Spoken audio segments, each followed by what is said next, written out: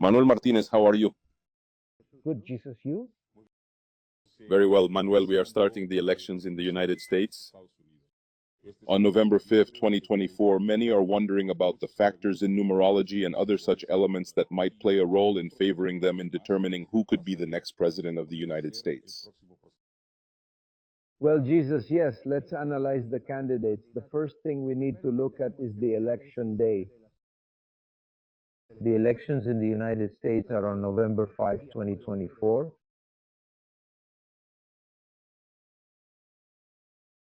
On this day, we need to analyze how Kamala Harris and Donald Trump are positioned to face that election, but we must consider the beginning of the year, i.e., when they started their numerological year and the numerological year in which they were born, which is the most important because it accounts for 50%. But let's start by analyzing the date, November 5, 2024. When we add all the numbers, we get 15. And when we reduce it to a single digit, we get 6. The first thing we need to find is which candidate, based on their numerology, has a number 6, which would technically make them the favorite. Well, let us commence our analysis with the candidate whom we've scrutinized several times before. Their numerological birth number naturally remains constant and unchanging, unlike their current year's numbers, which have undergone alterations. Although this year's numbers may have shifted due to various influences, the inherent birth number remains a fixed point of reference. Former President Donald Trump was born on June 14, 1946. When we add all the numbers, 1461946, it gives us a total of 31, giving us a final number of 4. Remember that the final outcome number, which is 4, deriving from the initial sum of 31, stands as just one potential result or possibility for that particular number 4. It's important to understand that you can also reach or achieve the number 4. In conclusion, not only using 31, but as we have previously discussed or mentioned, with alternative sums like 22 or even 13. Number 31 is, of course, a much more favorable combination than number 13, and less favorable. More favorable would be number 22 because it would be a master number. So based on the characteristics of that number 4 coming from a 31, it's a very good number. It's a very good number, and we see that he has done very well in life. I mean, we can't fool ourselves. I mean, despite all the criticism, he is a winner who has managed to become the president of the United States and wants to be again. I mean, not only, and it's the tenacity that gives that 4 with the 31, a brutal tenacity to achieve what he wants. Then we will see that more in the characteristics through the tarot. So, well, Trump's birth number 4. What number is Trump this year? Because remember that numerology changes from year to year. You always keep that 50% of your number 4, except when you reach your number. Well, you have gone through the cycle from 1 to 9 and become 4 again. Then you are a complete 4. This year, Trump is again 14-6, but from 2024, it gives us 19. 1 plus 9 is 10. 1 plus 0 is 1. So Trump this year is a number 1, which is a very good number. I mean, the number 1 is the number of the leader, the initiator. So Trump is very well affected this year, which is a number 1. Well, let's now look at Kamala Harris's birth date. Kamala Harris was born on October 20th, 1964. When we add up all the numbers, we get a total of 23, with which 2 plus 3 is 5. Kamala Harris's birth number is a 5, which could seem very good. Very good in the sense that the United States date of birth is a number 5. It's July 4th, 1776. Which gives 32. 3 plus 2 is 5. It would be perfect for her if she came from a 32, but she comes from a 23. So it's good in that respect, her recognition as a leader of the United States, but it's not perfect. But as for the United States, in terms of the image she projects of the United States, She is well affected. She is a number 5 like this country. This country is a 5 and will always be a 5. Let's see how she is affected this year in her numerology, October 20, 2024. When we add up all the numbers, we get 11, master number of challenge. When we combine it, 1 plus 1 equals 2. There, right off the bat, she is already challenging herself because a number 1 has more chances of success than a number 2 in a face-to-face contest, because the number 2 follows the leadership of the number 1. Aesthetically, in real life, it is not necessarily so.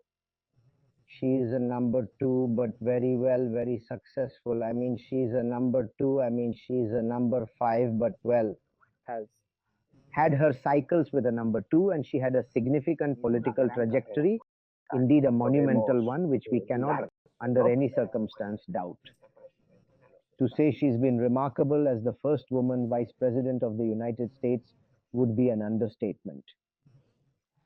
In light of this, when looking at their numbers heading into these elections, they don't particularly stand out to me, as neither have been unduly influenced by those numbers. This leads us to examine how the candidacies are being accepted. Donald Trump announced his candidacy on July 18, 2024. When you add up the numbers 18, 7, and 2024, it totals 24, which then simplifies with 2 plus 4 to 6. As per these calculations, he is extremely well suited, particularly considering that November 5th is also a day 6. I mean, there Trump begins to take the lead. I'm speaking from a numerological point of view, not what the polls say. Polls continue to favor Kamala Harris, showing her with a very slight, almost insignificant majority, but practically indicating a technical tie. It's been often said that the outcome will heavily depend on the states in the Isagra region. Let's see what specific number and day Kamala Harris formally accepted her nomination, which happened to be on August 5, 2024. This date is crucial as it marks a significant milestone in her campaign.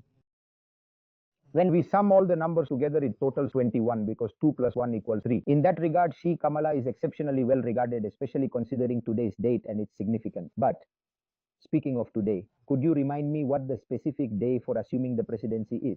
Keep in mind that this important event is scheduled for the 20th of January in the year 2025, which is the official day that they swear into office and assume their roles officially. On January 20th, 2025, add 2, 1 plus 2, 3. Let's say up to this moment, since we almost have not a tie, because the day Trump accepted his nomination is still much more important, which exactly coincides with election day, and no one thought of it that way. Well, I don't think that when the Republican convention was held, Trump was going to accept it on that particular day, thinking about the elections. I think this numerology stuff most people don't believe in, and even less so all these politicians. And Kamala, as we previously mentioned, is indeed well accepted and anticipated for the inauguration day. However, before she can assume office, she must first secure a victory in the election, which is scheduled to take place on November 5. Since all this information I've gathered is not quite sufficient, I've had to delve into analyzing their names. You know, numerology can also be performed using names, right? Typically, we don't practice it here because the process is usually too lengthy and tedious due to the extensive nature of going through names. But in this case, yes, we will do it. Donald Trump. So remember, a number is given to each letter according to the alphabet. And I have my own numerology where O equals 0 instead of 15, because I consider that one of the tricks numerology teaches is to try to interpret it in a perhaps different way.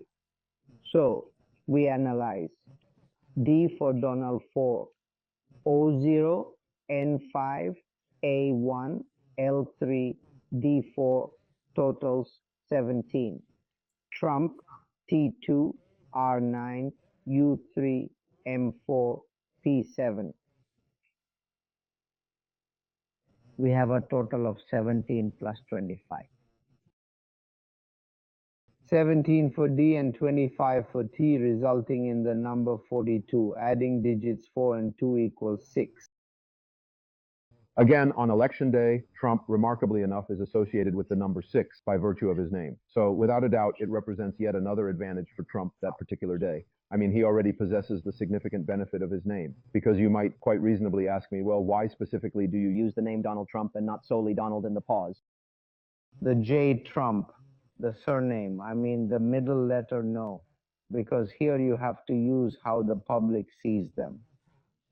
And Donald Trump is seen as Donald Trump, not Donald J. Trump. So Donald Trump is a number 6, which is very well accepted for the elections of November 5, 2024, which are a number 6.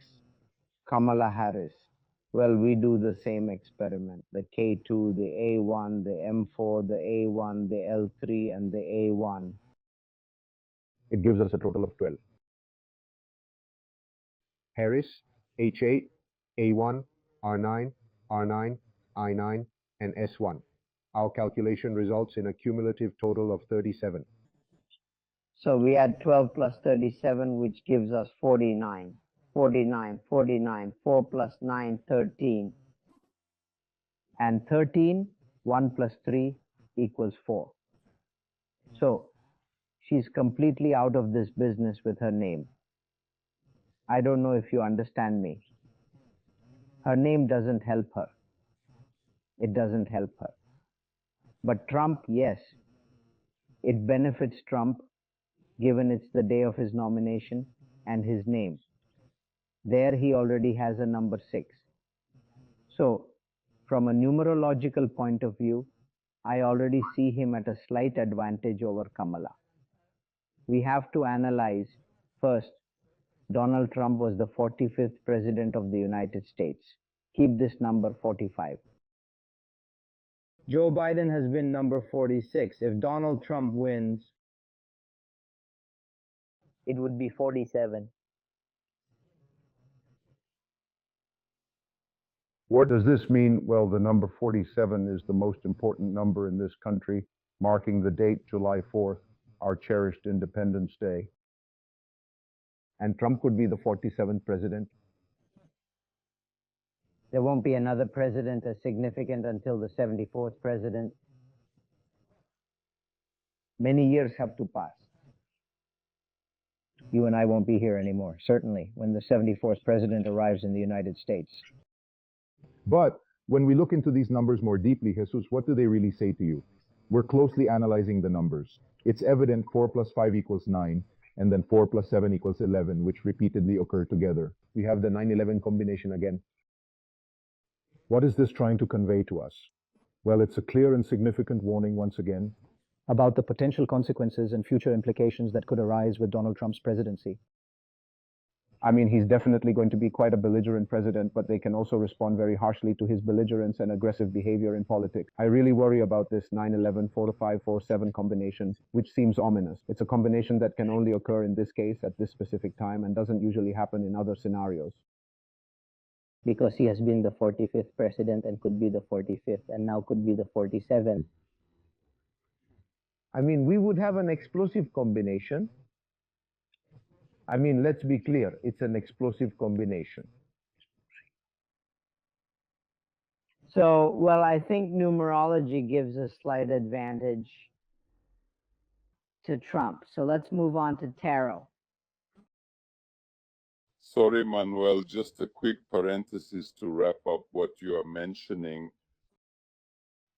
You talk about the 4-7, which is the foundation of the United States, You're talking now about the presidents that exist. Currently, Joe Biden is the 46th, but we're entering a historic moment that you rightly mentioned, which is the 47th. Exactly. What implications would this number have in empowering the United States? And whoever wins will have to fulfill, since it's a historic moment, numerologically speaking. I surely understand you, right? Yes, yes, yes, yes, it's unique. You see, I'm telling you with certainty that it will repeat twice, notably in the 47th and in the 74th year, due to the significant nature of the American numbers, which is precisely why they were intentionally chosen. Remember that important moment when we discussed and explained the historical foundation of the United States, those visionary founding fathers, and how the United States carefully chose July 4th, 1776 to declare its independence. When anyone who has studied history, well, knows that the Declaration of Independence was not signed on July 4th, it was signed between June and September. And there was even another of the 56 founding fathers who signed almost a year later, because not all of them were in Philadelphia, so they signed, but they chose that date. Why did they choose that date? Look, we have talked about this before, but let's remind our viewers about the significant details surrounding this topic. The founding fathers of the United States included individuals such as Freemasons and Rosicrucians. Notable among these figures were people like Benjamin Franklin, who believed firmly in the possibility of establishing a covenant with God for the founding and flourishing of this nation. This belief was rooted not in the Christian Bible, but rather in the Hebrew Bible, specifically in the book of Genesis, chapter 47, verse 11. In this chapter, it is described how Jehovah formed a sacred alliance with the Hebrew people, particularly with Abraham, signifying them as God's chosen people, a status they held dearly and with pride. Therefore, the American founding fathers, as I tell you, some very religious, others very esoteric, decided to choose this date, exactly July 4th, 407, to try to replicate the alliance with God. And this alliance, well, in a way, it seems to have worked well from the start, right? Because the United States, if you look at it dispassionately since 1776, has been the chosen people of God, if you want to see it that way, and became a power in the most powerful country in the world, in the most advanced country in the world. Therefore, it has been able to implement its policies as it wished. Here, well, as we've discussed other times, this is a very religious, very Christian country. And yes, they very firmly believe, with conviction deep rooted in historical context and cultural development, that they are indeed the chosen ones. This belief, it's not just a fleeting feeling, but a deep-seated conviction. By this I mean that there is no doubt whatsoever that the American people in general perceive themselves as the people specifically chosen by God. This is visibly demonstrated by the faith they uphold and cherish. Remember, we've had discussions concerning the upcoming elections and noted that about 25% of the American population identifies as evangelical. These evangelicals, particularly those of Calvinist descent, hold specific beliefs. The Calvinist doctrine strongly embraces the idea of manifest destiny, the concept that God has preordained your fate, determining your salvation or condemnation well before you take your very first breath. So, essentially, whatever actions you undertake in your life might seem to hold little significance because, according to this belief, God has already determined your ultimate path. Since this notion can be quite challenging and complex for many to grasp, Calvin stepped in to establish a series of guiding principles. For instance, the chosen ones can often be recognized by their social standing, their worldly situation, more specifically, their financial status and wealth. In essence, if one happens to acquire richness and prosperity, it's because God willed it so, implying a need to express gratitude. This ideology inadvertently fosters the rapid advancement of the capitalist system, as acquiring wealth and achieving millionaire status is perceived as a divine gift. From a philosophical standpoint, such reasoning seems logical. Don't you agree? The perspective is that if God favors you, you'll be blessed with prosperity, including monetary success and a high quality of life. On the contrary, if you're among the average or struggling individuals, you'll find yourself simply trying to make ends meet. Thus, accumulating wealth becomes a symbol that marks someone as one of the chosen. Based on this understanding, we have to. That strong base of evangelists supports Trump, but supports him to the death. It's incredible. It's an unconditional support that he has. This is support that Trump has openly manifested in his attitude towards Israel. Israel will be part of Donald Trump's strategy, and he will give them whatever they want. Why? Because this evangelist group needs the existence of the state of Israel for the second coming of Jesus, the Messiah, to take place, which is when he would come to earth and, well, redeem us all. That's why I tell you many times when the Israeli conflict with all the countries in its area is explained, many people do not understand why there is such strong US support for all of them. So it is very clear that they need the support of that Christian base, and that Christian base needs the state of Israel to exist at any cost for the second coming to occur. With this, I want to tell you that if Donald Trump wins the elections, his support for Israel is going to be much more important, much greater than the support Kamala Harris has demonstrated. The 49th Vice President of the United States, what do you think about that remarkable role? 49, and imagine if she moved up to be the next President of the United States. What possible conflict could arise with those numbers? Do you see any arguments for or against? What are your thoughts on this? The 49th president would exactly be, as we did a moment ago, the name Kamala Harris, which added up to 49. 4 plus 9, 1 and 3, 4. It has the name and its position, which would be 49, which would be 49 vice president. So she was well accepted 4 years ago because she was going to be with the number 49 reflected in her name, the 49th president. But 49 doesn't suit her well as president. Do you get me? She would fall short by 2 numbers. It should have been a number 6 so that she could have had a more favorable situation. It was good for her, see? We never analyzed that because we never did it by name when we made these selections. In this one, I went by names because of how tight everything is. But even so, I think Kamala Harris, numerologically, is much worse accepted than Donald Trump, without Donald Trump having the 100% certainty that he's going to win these elections. That's why I tell you, let's move on now to the tarot cards, what corresponds to each one, to see how both are aspected. Donald Trump. Donald Trump, well, they're drawing many cards for him, a tarot card, especially on the internet, which is the card of the Fool, the Fool. I mean, there are t-shirts with I'm the Fool, well, like you're the fool, right? And well, as a joke, it's fine, but Trump is not the fool. I mean, he's not the fool, quite the opposite, you know? It's nice to laugh at him with those jokes, but well, that in a way helps him, because he's projecting the image he wants to show. If they consider him crazy, well, they have always thought him so, but through tarot, he's not a madman. Donald Trump, by his birth date, is related to 2 cards.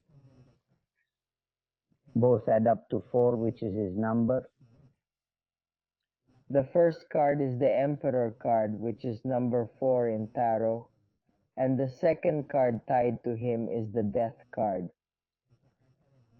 Is number 13, which also makes 4. What are the characteristics of the Emperor and Death combined? What features might they have? The first is power. These 2 cards combined give you power, a lot of power. And he has proven it not only being president, but through his life and businesses. As a businessman, as a business person, he can definitely be criticized a lot. Many say that he's a cheater. Which is one of the common criticisms against him, that he does this and that he does that and that he doesn't pay taxes, which is something often heard from his critics. Well, But he has been successful. He has had and still has a lot of power. Look at the latest when they said that Trump exaggerated a lot about his fortune. Yes, it seems he did exaggerate when it was shown that he launched that Donald Trump Media, an investment that technically isn't worth anything because they earn $3 million a year. Yet the fanaticism of many of his followers has made them buy that stock, and the company is worth $5 billion, of which Trump owns 60%. So Trump has gained $3 billion without doing anything, just setting up a little operation, and has $3 billion. Of course, there's a problem with this, that he can't sell. I mean, he couldn't sell at first, but now after 6 months he can sell. The problem is that if he sells, the stock would collapse because he owns almost everything. But the euphoria, if he wins, can make that little enterprise they've set up there worth much more. And he can discreetly liquidate because he will put his money in a trust if he wins the presidency. And whoever manages it for him will give him some money and sell as many shares as they can to get him several billions for a company which, I'm telling you, is worth nothing, absolutely nothing. Imagine a $5 or $6 billion company that earns $3 million a year. Let's go. But anyway, look, There is that you also have to be smart to do it, because what he has done is legal. I mean, and they can't come to tell him that he has done anything illegal. That is perfectly legal. Is it ethical? Well, look, Trump's ethics are quite different. I mean, I don't know if they're the best ethics in the world, but it's the new politics that have been introduced practically in all countries. Ethics then is like a bad joke. So starting from this, let's continue analyzing his cards. Power. A force that can be used in any way he desires through the clever combination of these two powerful cards to achieve his diverse goals, always trying to maintain, in the end, a legacy that he will be remembered for. Trump already managed to leave a legacy during his first presidency. Whether it turned out to be good or bad is subjective. Well, because those who like Trump and support his policies and ideologies will surely argue that it has been very, very favorable and good. To many who hate him will say it was a terrible legacy. right. The legacy, a terrible legacy. The legacy he has left for democracy has indeed been a very dubious legacy. But the cards talk about legacy. They don't tell you if it's a positive or negative legacy. And there's no doubt that he has left a legacy. Do you understand? So later we will see if that legacy in the end gets something good for this country, right? That I tell you the numbers before that, 45, 47, which is a 9/11. I have a feeling it's going to be an explosive legacy, but well, let's continue with the letter. How would we interpret this card? We're looking at a combination, and in tarot, combinations can be very potent. In this case, we're examining the Emperor card alongside the Death card. It's essential to understand that the Death card in tarot doesn't typically indicate literal death. Rather, it signifies transformation, regeneration, and the cyclical process of life and rebirth. It represents the end of one phase and the beginning of another. So we might ponder, will he abandon the persona he embodied 4 years ago and be metaphorically reborn as someone different? The card certainly suggests the possibility of such a transformation, but whether he chooses to embrace this potential change remains uncertain. We also remain uncertain whether he'll persist in his characteristic behaviors, like spreading gossip in various platforms or media outlets. Nonetheless, The one notable thing is that those past 4 years were marked by a sense of entertainment, as everyone was keenly following Trump's latest declarations and tweets, which captured massive attention across different media. In retrospect, these years seemed quite amusing compared to the subsequent 4 years under Biden, characterized by a more serious professional demeanor, but unfortunately also marked by the reality of an aging administration. I believe one of the Democratic Party's significant issues is Biden's indecision to step aside early on, which prevented the exploration of alternative candidates, such as Kamala Harris in the primaries, potentially allowing them to decide anew, contingent on their preferences. But we will always have that lingering doubt, that she was, well, nominated in a way that's completely within the legal boundaries, perfectly legal.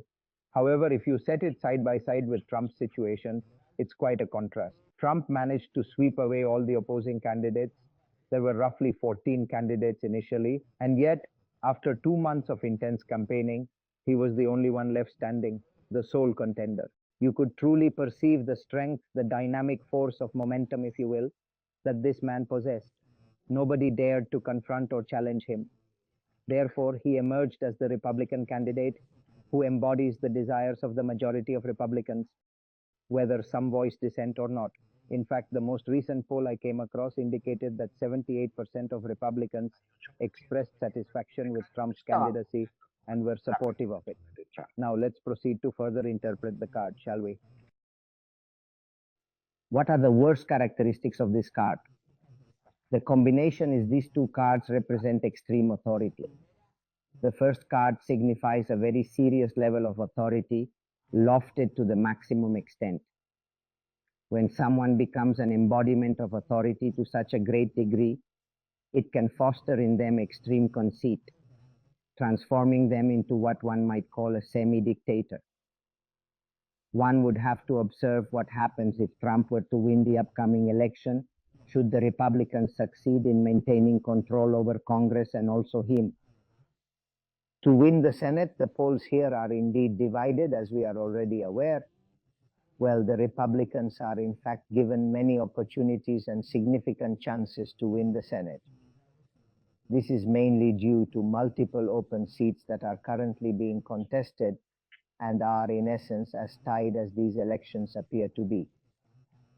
The second characteristic of these two cards together, which is important to note, is termed determination, okay? No one can deny Trump his determination, whether good or bad, but his determination is there. He was defeated 4 years ago, never admitted his defeat, and was determined to become president again. He is one step away from achieving it. Come on, let's be serious. He is very close. Whether he wins or not, well, we'll see on election day, but he is very close. And the third characteristic of these two cards together is dependency. Can people completely and reliably depend on these two cards working in unison for their goals or aspirations? Well, the tarot indicates with its mystical insight that indeed it's telling you yes, you could consider trusting him at certain moments.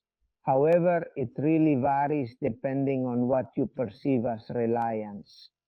Now, can this nation put its trust in him? Well, yes, I think so, because when you combine fanaticism with a mixture of other elements, they begin to see themselves as semi-divine figures, do they not?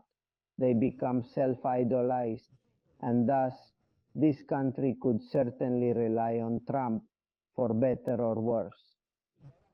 Let's move ahead from the positives and consider the traits of these two cards together.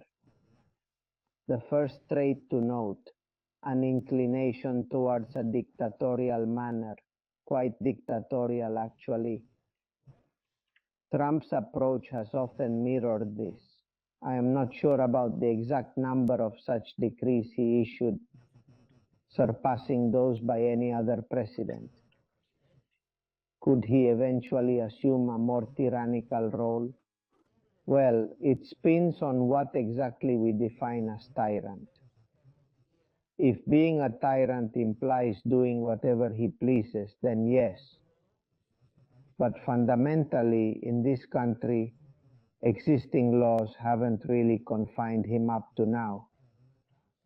He perceives the law as something not necessarily binding, yet which hasn't hindered him much, except financially, through his early personal issues involving women and other such instances, which have proven costly through ongoing trials.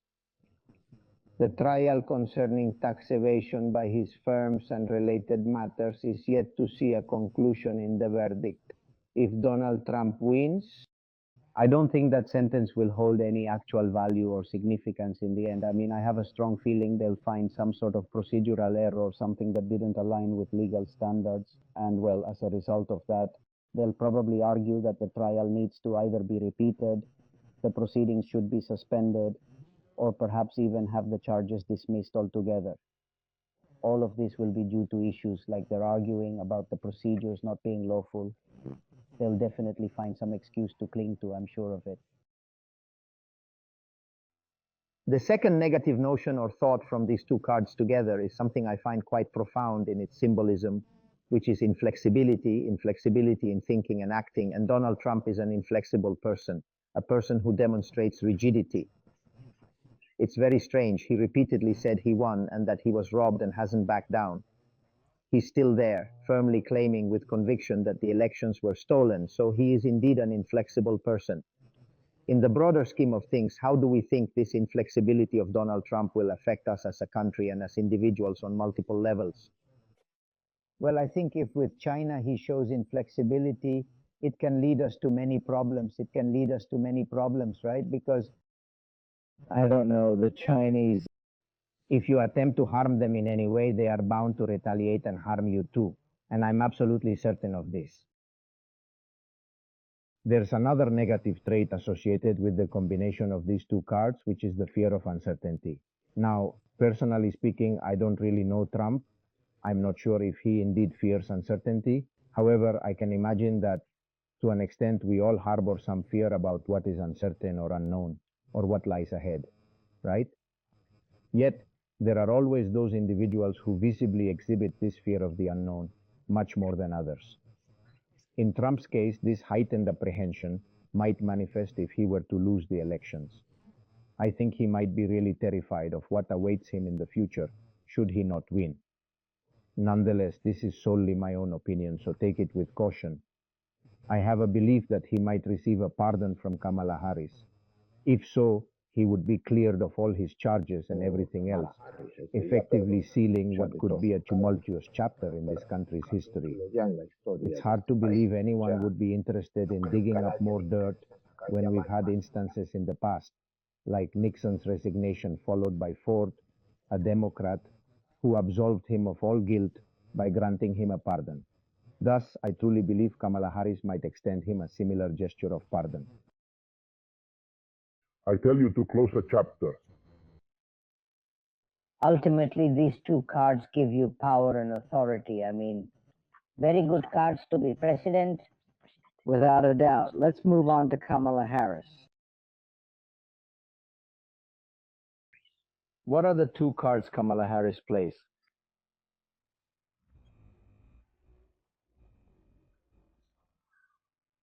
Her first card is temperance. I mean, she's a very measured and considerate person, apparently.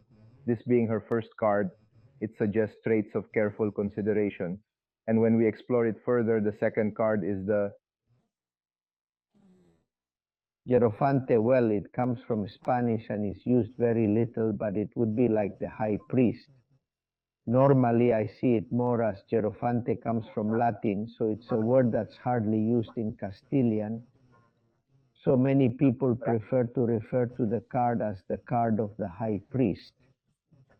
In this case, it would be the card of the high priestess, because right now she is the high priestess of this country. She's the vice president. So, no woman had ever reached such a high position in the history of the United States. She has reached the summit, and what we have to see is if that's her peak as vice president, or if her peak could be becoming the first female president of the United States. I don't know. We'll see on the 5th. And her second card, as I was saying, well, temperance and the high priestess. What do these two cards say together? They mainly represent themes of honor and tradition. Well, honor and tradition against power and authority. Those are the two cards. Notice how simply the tarot presents it to you. The tarot is the two cards that are facing each other. High priestess and temperance with moderation against power and authority. Which cards are stronger? Well, I have no doubt that power and authority stand out much more than temperance and a high priestess, right? So, well, that's what these two cards represent. Now let's see what the fundamental positive characteristics of these two combined cards are. Synergy. Synergy meaning she can work with many people, with many groups, quite the opposite of what we had seen with Mr. Trump, who imagine working with him, right? Let's see who he listens to. And this woman, well, she seeks the synergy that may exist, right? Between the groups in this regard, well, a very good quality for a president, a very good trait. The second characteristic would be teaching. That is, teaching herself. Well, she likes these two combined cards to set an example. Teach. So yes, as a president, a very good trait. But I tell you, you give teachings and mastery to a gentleman who likes power and authoritarianism. In other words, who believes in the law of force, or, I mean, these two opposing cards, well. Trump overwhelmingly surpasses the vice president. And the third meaning of these two cards together is positive, which would signify a good legacy. In one way or another, Kamala Harris, as we mentioned a moment ago, has already left a legacy. What is the legacy of being the first female vice president of this country? I mean, her legacy is there. How is that legacy analyzed? Well, when you analyze Kamala Harris's vice presidency, we cannot deny that it hasn't been brilliant. She started to shine due to Joe Biden's illness, the president's health problems. But until then, let's be serious, she's gone completely unnoticed. Now, let's look at the negative characteristics of these two cards together. The first would be fanaticism. Well, I don't know if Vice President Harris is a fanatic or not. Maybe she is a fanatic of something, but during these 4 years, I haven't seen her be fanatical about anything, right? But neither for better nor for worse, because remember, it was said at the beginning that one of her missions was to fix the border issue. The border is now almost worse than ever, right? And that's what the Republicans are using in their campaign, the lack of effectiveness of Mrs. Harris. But, well, that's a characteristic, I don't know, I haven't seen it, but many people close to her may see that she has a certain fanaticism. The second is playing devil's advocate again. I don't know if Mrs. Harris, the vice president, has ever dabbled in playing, devil's advocate. Analyzing her career, though, when I look through her history and professional trajectory, it doesn't jump out at me very clearly if she has. But perhaps here, during the debate with Trump and the exchanges they had, she maybe played a bit of devil's advocate, don't you think, right? And the third significant negative feature of the combination of these particular two cards in this specific tarot reading is the feeling of guilt, or perhaps we can call it the guilt complex. Now, I'm not entirely sure if she truly harbors any feelings of guilt towards something specific, something tangible or intangible, let me tell you. So, as I say, when you delve into analyzing these cards, understand that if you don't know the individuals involved well, it's genuinely very difficult to ascertain or determine if these interpretations are true or not. Therefore, well, this explanation would be strictly from the tarot's point of view. What is the connection between numerology and tarot? The reason is because tarot cards are numbered, and these numbers, along with other aspects, can help us determine psychological and numerological profiles, and even, in some sense, extend to karmic profiles, right? Numerology predates tarot, and tarot heavily relies on numerology for the cards. The relationship is direct. Maybe now someone reading your cards doesn't see it that way, but the relationship is direct between the numbers. Why? Why Trump with a number? Why Trump with number 4? He has the Emperor card, which is number 4. And number 13, which is death. I mean, it's all connected. It's all connected. I want to skip this point. Nothing more basic than the 22 major arcana.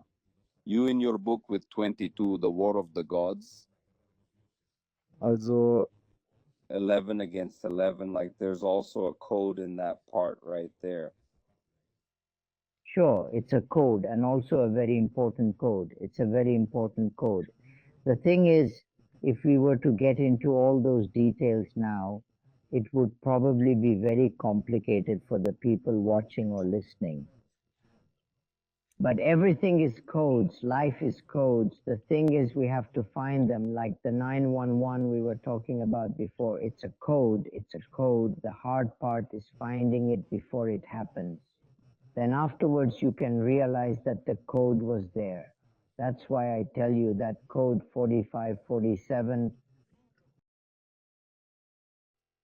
is a very concerning code, right? It's a very concerning code that seems to announce, that appears to herald the coming of a storm. It's a storm of significant impact that it is announcing. So, yes, tarot and numerology are intimately related and interconnected, mainly because tarot is deeply rooted in numerology, though later they start to take on their own characteristics and evolve in distinct ways. But the origin, the beginnings of these practices, they actually start in Egypt, where ancient wisdom and knowledge were prevalent, both numerology and tarot. Pythagoras learns numerology in Egypt and then takes it to Italy, but it was already in Egypt, and the Egyptian tarot is the first tarot we know. In other words, it is developed through numerology. So certainly the bond between tarot and numerology is quite profound, even if many times when interpreting a tarot card here, practitioners seldom reference numerology. Instead, they directly address the card's meaning as depicted in the deck, right? Well, now comes an unexpected and extraordinarily unique element you're going to mention, which is the horoscope. Why discuss the horoscope? In this case, it's about the Chinese horoscope, isn't it?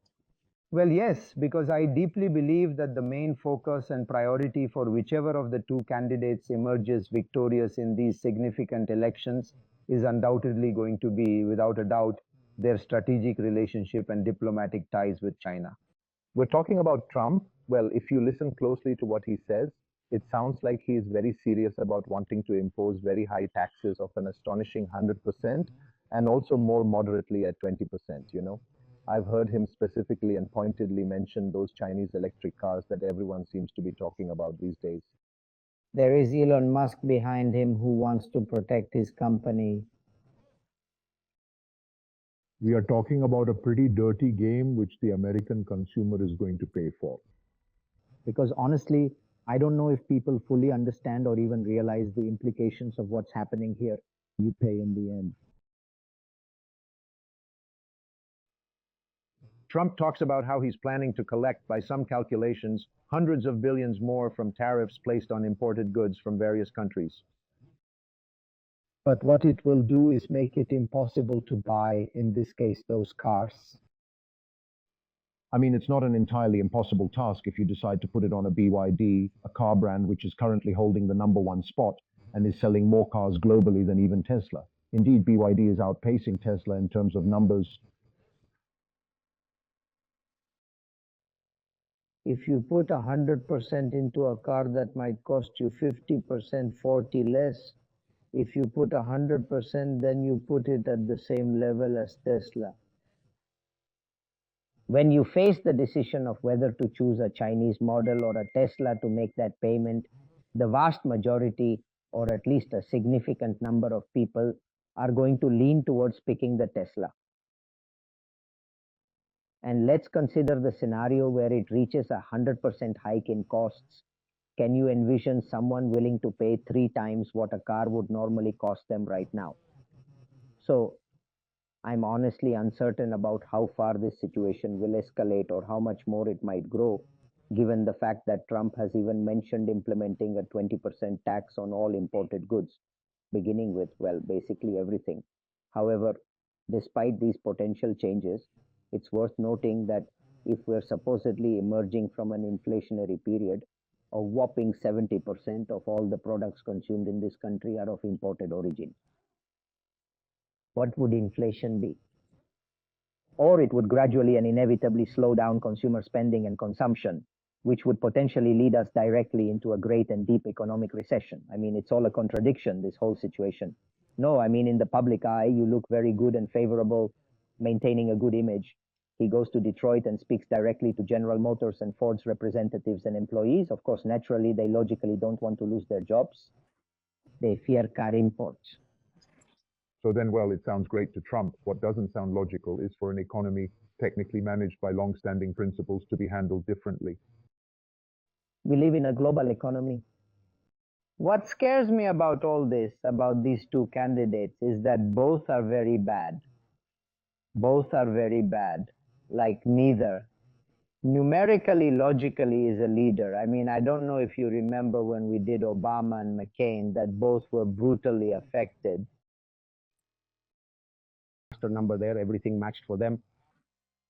Any one of these two talented individuals could have potentially won the election, considering they were both viewed as perfect candidates who could have represented and led this country effectively at the time. But these two... Either one is dreadful. They are dreadful candidates. Truly disastrous. And it's sad, isn't it? Yes, but they are unquestionably disastrous. What can I say? Honestly, it's quite evident. You can clearly see it in their numbers and all that represents. No. They are not appropriate in any sense. I mean, they're just not appropriate at all. And look at the characteristics we've seen through the tarot as well, which further affirm this perspective. I mean, Trump is suitable because this country at this very moment is definitely searching for and desperately yearning for a firm and strong hand in leadership. Someone who comes distributing firewood. So, well, Trump can definitely distribute firewood. He will be on his own. I mean, that's no problem. And Vice President Harris, well, the Vice President Harris, the way she talks reminds me of this book, which in English is Atlas Shrugged. In Spanish, it was translated as La Rebelión de Atlas, authored by Ayn Rand, who was a prolific Russian writer. When Harris speaks, I imagine a society shaped by her vision, moving towards a future where we might find ourselves in a state of absolute dependence on the state, a future where private initiative and personal entrepreneurial spirit are penalized, eventually being pushed out of existence, and where individuals lack the opportunities to pursue growth or personal achievement. This is if her policies continue to guide us in that direction. Well, we'd end up in a society that embodies such characteristics. I'm telling you, this seems to be the kind of traits Vice President Harris intends to instill. In contrast, we have Trump, who envisions leading us into a society resembling the Wild West, where the lawlessness of the era prevails and everyone bears arms for self-defense. It's unclear who the perceived threat is that requires such defense. Moreover, there's a pervasive negative sentiment against immigrants. The stark differences between their visions are evident, but unfortunately, neither approach is beneficial. They share a common flaw, as both are overtly extravagant in their spending habits. One wants to lower taxes for the highest earners and companies. That's great. From their perspective, it's the right thing to do, but who is going to cover that deficit?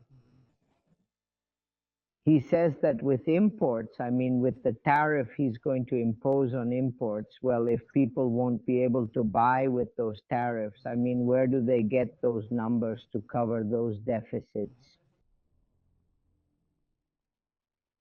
And the other lady, the vice president, well, she wants to raise taxes to distribute the money among the less fortunate, but well, that has a brutal cost. To give you a very clear example, in the United States, the annual budget runs from October to October. We've just closed. We're in October. We've just closed it. The budget was 5.7 billion, trillion, billion in Spanish. And we finished with a deficit of 1.8%. 1.8 billion, 6.4%. That is, on October 1st, we began this year's budget, which went from 5.7 to 7.1 billion, admitting that at the end of this year's cycle, in October of next year, we'll have another deficit of 1.8 billion. I mean, they don't realize that's outrageous. Of course they realize. What happens is that populism is as much from Trump as from Kamala. So, I mean, I don't know, a country that, well, we were at 25 billion of GDP.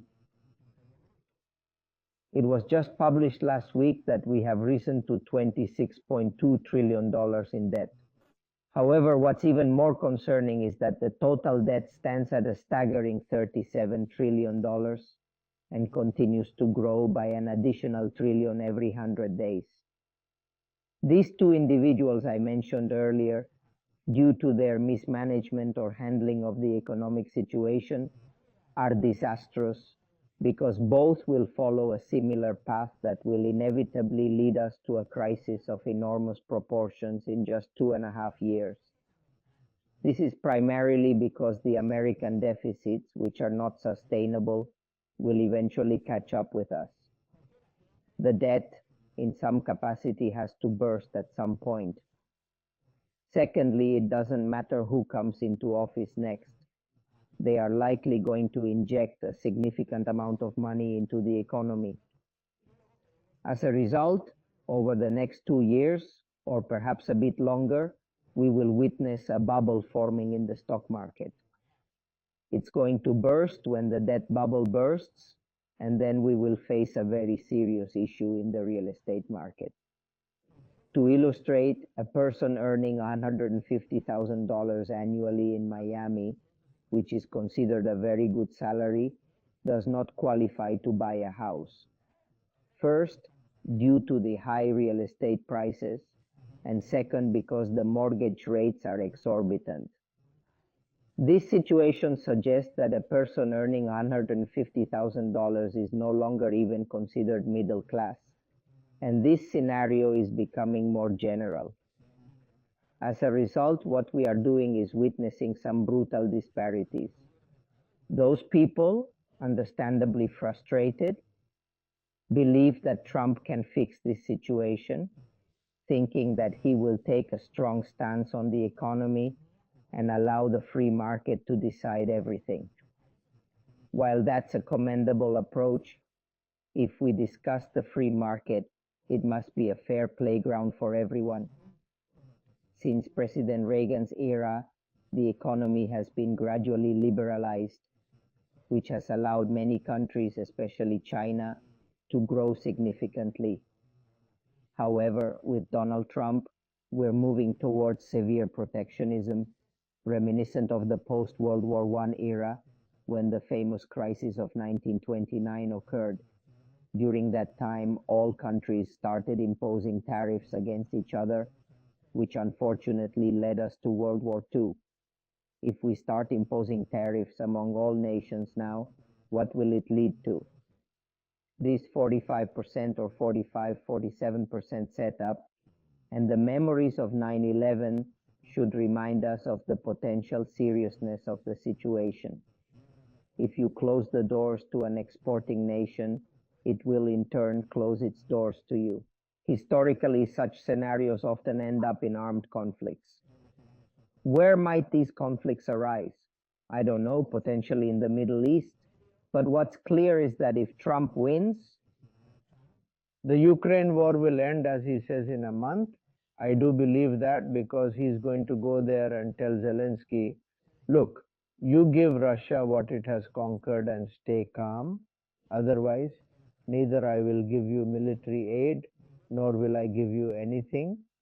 And they will massacre you because the Europeans will get tired of giving it to you, even though we do not support you. Then a peace agreement is reached, and I will help you rebuild your country.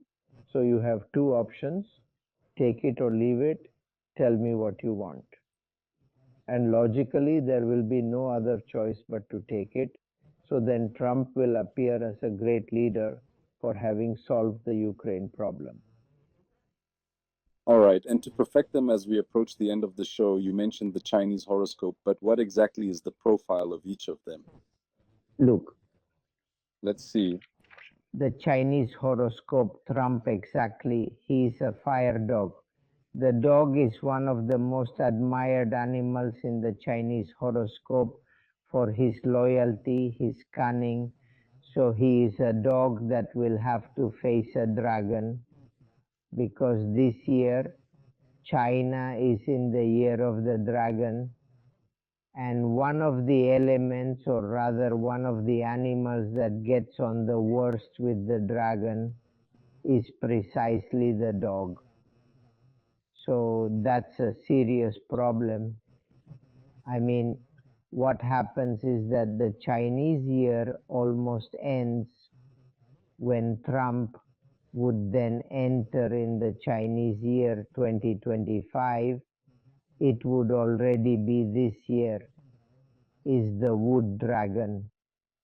It would be the year 2025, is the wood snake, that in the analysis of the Chinese wood snake, it is called the year of the law of retaliation. I mean, that is dangerous. Remember what the law of retaliation is: an eye for an eye and a tooth for a tooth. So we don't know what it can bring about. I see it as reciprocity.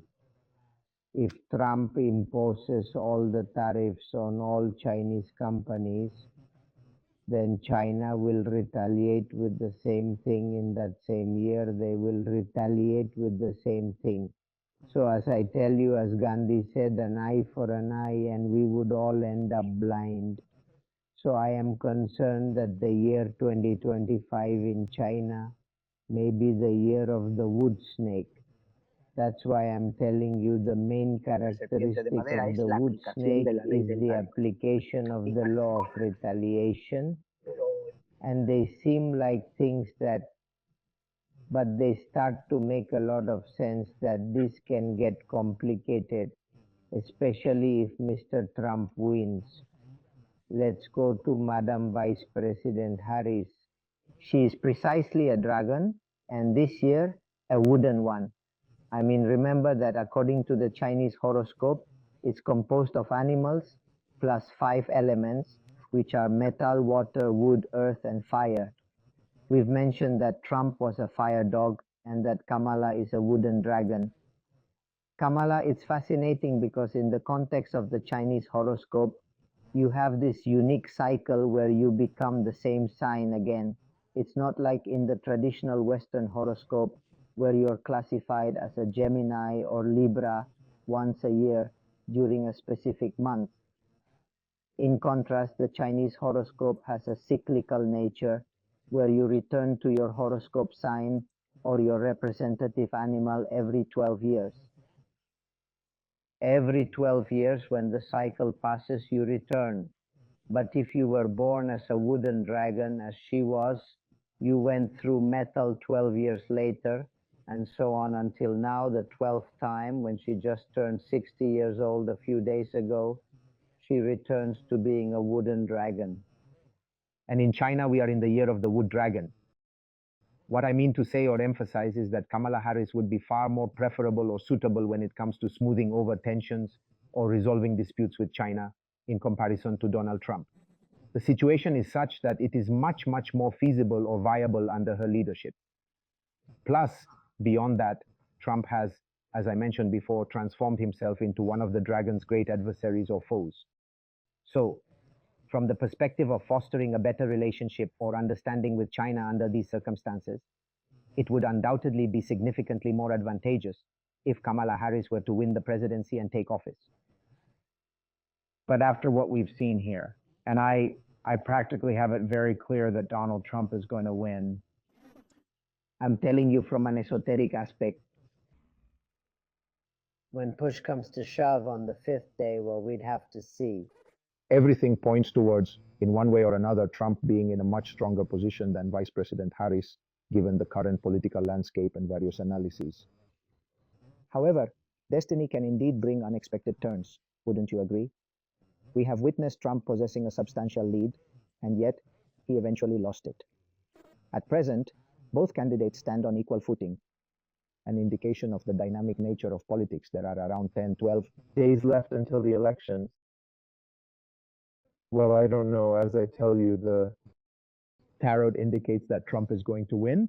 The cards reflect many aspects, including calling him the fool in some contexts, but significantly strong in others. These cards are indeed strong with symbols like the Emperor and Death.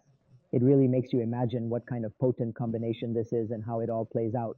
Knight, right? I mean, it's strong. It's strong, isn't it? Unfortunately, in today's world, it's often the case that might makes right. The reality we face is that someone who tries to be a good person like Joe Biden ends up being perceived as weak. It's a pity, isn't it? But Biden has undeniably been an honest president throughout his office term, hasn't he? Has he managed to perform reasonably well? What are your thoughts on his achievements? Not very well, but he has done commendably well in the sense that the economy is stable, unemployment is quite low, and he truly cares about the welfare. That people haven't really done things bad despite absolutely everything said. His overall unpopularity is quite brutal. He has currently a 40% approval rating. In fact, I was just reading today that it's, interestingly enough, the lowest approval rating possibly a president has ever had throughout history. And I personally struggle a lot to understand why. Honestly, I struggle to understand it because he is genuinely a decent person. But I don't know, he's very old, that's for sure. And yes, he's made some mistakes, sure, but he hasn't done so badly. I mean, at least from my own point of view. But it seems the public opinion doesn't necessarily agree with that. Well, very good, Manuel. Undoubtedly, the coin is in the air. It's very interesting that you have presented all these kinds of elements that are extraordinarily incredible: numerology, tarot, and the Chinese horoscope. Manuel, where can they contact you? And now we have the chapters of your book that they can listen to and consult. Yes, everything on Spotify and YouTube. There is my channel, and there they can see all the chapters. Perfect, Manuel. Thank you very much, and see you next time. See you later, Jesus.